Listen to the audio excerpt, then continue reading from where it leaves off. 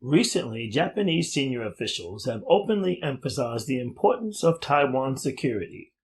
Japanese media has reported that the ruling Liberal Democratic Party is planning to hold security talks with Taiwan's government. The meeting, dubbed the 2+2 security meeting, is designed to counter Beijing's increasingly aggressive military stance in the region. According to an article by Japan Times on August 18th, the 2x2 meeting was initiated by Japan and will take place sometime this month. Masahisa Sato, a member of the House of Councilors and director of the Foreign Affairs Committee, and Taku Otsuka, a member of the House of Representatives and director of the National Defense Committee, will participate.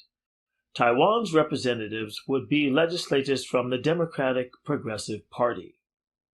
Does this meeting suggest that Japan would take concrete steps to defend Taiwan in the event of hostilities? Some analysts believe, out of concern for the safety of its own territory, Japan cannot afford to stay on the sideline. From the U.S.-Japan 2+2 security meeting that took place in March to the joint statement from the U.S.-Japan summit in April, where Taiwan Strait was specifically mentioned, the Japanese position regarding the security of Taiwan has become clearer and firmer. In the annual Defense of Japan white paper produced in July, Japan openly stated that stabilizing the situation surrounding Taiwan is important for Japan's security and the stability of the international community. Japan must pay close attention to the situation with a sense of crisis more than ever before.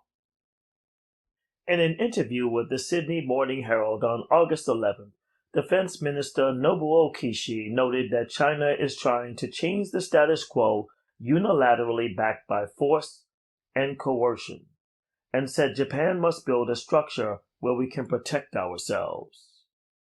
In an interview with Voice of America, Yun Sun, director of the China program at the Stimson Center, said that any conflict between the U.S. and China over Taiwan will undoubtedly involve the U.S. military bases at Okinawa.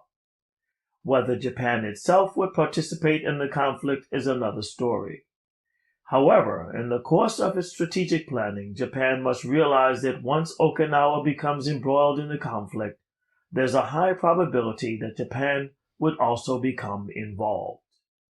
Reasonably speaking, once the safety of Japan's citizens and its territorial sovereignty are being threatened, it's impossible for Japan to sit on the sideline.